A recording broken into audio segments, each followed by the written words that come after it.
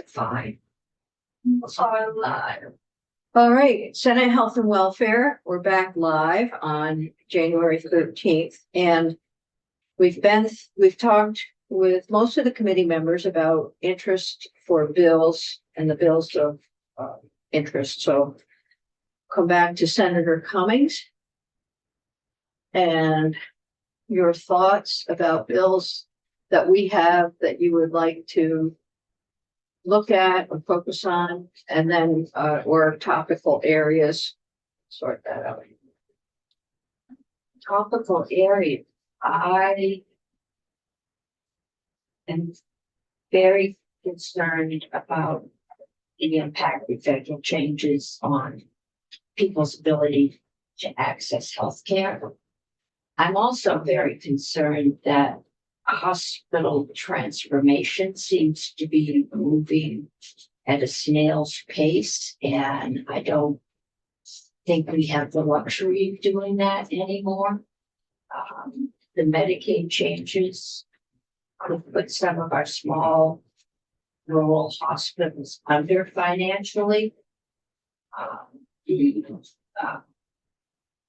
decline reviews the provider tax to increase our Medicaid reimbursement to hospitals with the loss of the gradual cutback in that provider tax. We're going to be minus that money. So it's just access. Things have gone in exceedingly the wrong direction since we left here in helping people have access. We were going in such a good direction. We were And then that bill passed in Washington. No. So thank you for that. Let me go through some of the things that we shared together this morning. And I'm going to give you the list that I use for sort of looking at what we have in committee and our interests, and that is cost, increased access that you've mentioned significantly, and quality, looking at our workforce and how to improve that, maintain it, looking at how we can combine insurance so that there's an alignment for folks, so that we don't have such a complicated system, and then fixing our previous legislation, laws, systems, and that you brought that up with hospitals and trying to accelerate the pace. That's a good conversation we should have. I think it does link in with a couple of the bills that we have. S-190, you mentioned the provider tax, and S-190 is about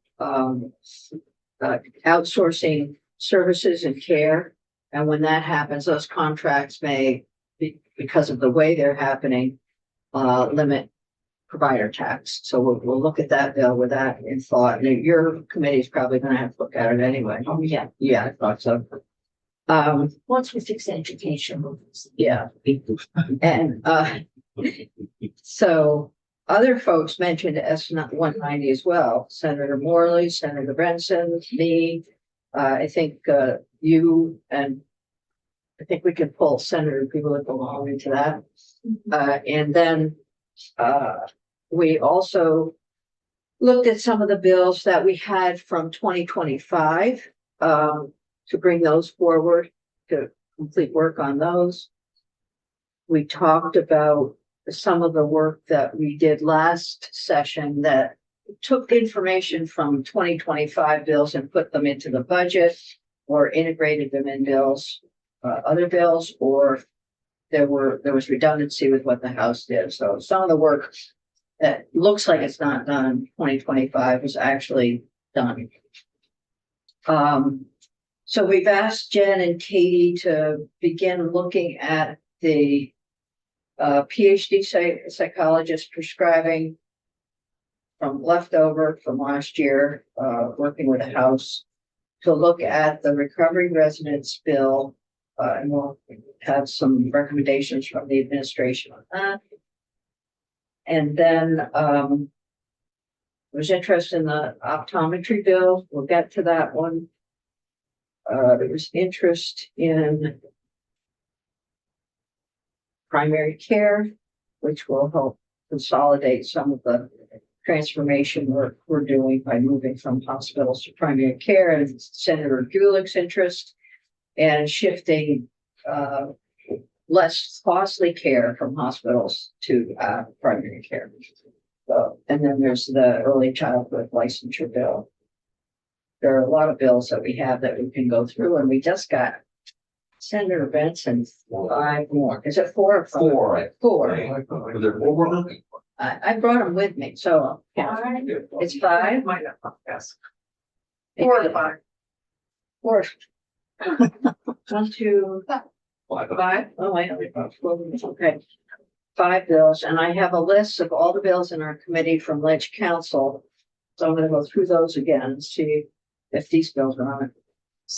Kind of petition. Oh, yeah. How, so some of these bills have house companions. Are you, Yes, and I'm meeting with Representative Black to sort of coordinate how we're gonna work together on that. okay. Yes, sir. Here, just, you guys have been doing this for a while, wanting to be in, and kind of racking my brain with it, because I remember dealing with it on appropriations years ago. It's the provider tax. Mhm. So, Yeah. You want someone to come in and talk about it? no, I just, I'm gonna lay it out and see, tell me if I'm way off base, but it seemed like to me there was a tax imposed upon certain entities, hospitals is one, I think ambulances is one, Nursing home. nursing homes is one, and so basically, and I can't remember how it gets calculated, but X amount of dollars is a tax on, it then flows back and it goes into the general fund. Um. And so it's in the governor's budget, it's in our budget. And it's a pretty big chunk of change, as I recall. But it also puts upward pressure, unless I'm getting this wrong, on healthcare. When it first started, and we had Nolan as good president. We're going to have Nolan come in and we'll do provider tax 101. Okay.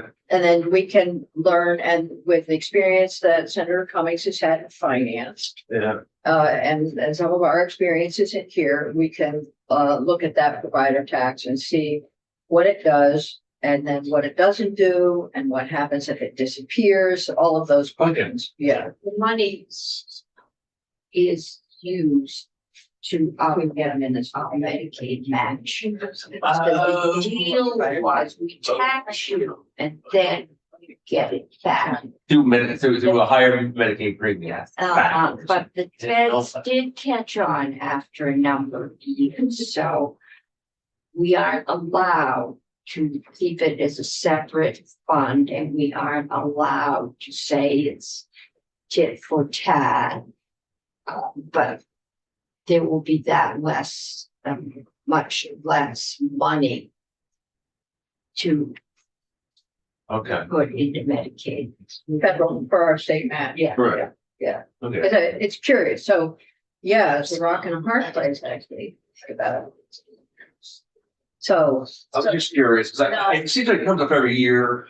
Seems like I've heard. of course it does. Well, The woman that found it was a state employee, she's an attorney, she figured it out, she was a friend. Before I ever set foot in this building.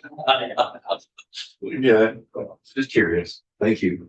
because no one's coming in at 9 o'clock Thursday morning, Okay, and he's gonna talk provider tax. all right, So it's a very timely question. thank you. But he's good. Yeah, Right. absolutely. All right. Anything else? Any other quandary that we need to sort out? So it seems like the effect on the feds have had on us, particular Medicaid and our QHPs, our premiums for folks, significant. We did have that testimony, but we won't let it go. Come back and look at it again, see where we are. I think the administration, really, AHS, has the data that we need, and they're, you know, as they get to a good place, we'll have them back in and present. Yeah, because that's what I haven't heard is. It's been all, this is going to happen Yeah. should raise. But I haven't heard what the actual rates are right now, how much they have actually gone up in Vermont. We don't know how many people have not signed up, so we don't know, or how many people have moved to a different plan, from gold or silver to bronze or off. So we don't know what we're looking at. And we also, the AHS has shared with us that we haven't heard what the guidelines are, what the guardrails are. So it's still in a gray area. So the people, we are at the end, right, of the sign up period, At the end of the annual enrollment period. yes, You have to sign up, yes. where there's a significant penalty. And we could expand that, Expand or extend?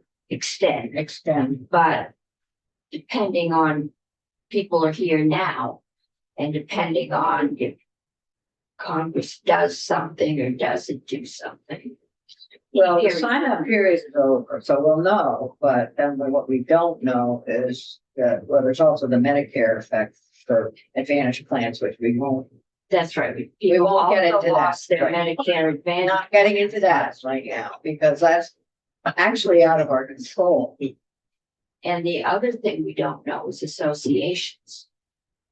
Association plans, well, we don't have those right now. But I know there's an ask for it. yes, and there was before. And it is a very painful discussion because you're balancing individuals and your small employers who all are getting hurt. And the feds. Oh, yeah, the Affordable Care Act banned associations. Trump came in and said, no, we were gonna put them back, along with several other things. And we spent several painful weeks working on it. And then the Fed said no and let us off the hook. But Which is they're back. where it is. But when, so we need to find out, do you know the timeline for? No. Okay. I don't think that yet. No, I don't know any. Big discussions, lots of discussions, but I think it's critical that we keep federal as much as possible in a place until we know exactly. With the speculation will only make us spin our wheels. We won't do that. All right, so what I'm gonna suggest now is that we take a break until 11:40. 11:35, let's make it 11:35, just in case somebody comes in early, and we have two folks coming in to testify. Before we go offline, I will say, in my discussion with the House Healthcare folks, I'm looking at an opportunity for us to have a joint meeting with House Healthcare. And one of the things I think we would like to look at is, what have we accomplished with the legislation that we passed? So having the hospitals come in and talk about reduction in cost, we'll have Fremont Care Board, maybe, and DFR. I know they'll want to talk about that very much. Because the work that we did last year really will make a difference, including making a difference to the cost of healthcare premiums for for educators. And that begins in 2027. That is important. Sounds good. Yeah. So we'll just take we won't come in. We will not stop right now. No, We're just gonna get her done with that, maybe like 5 minutes.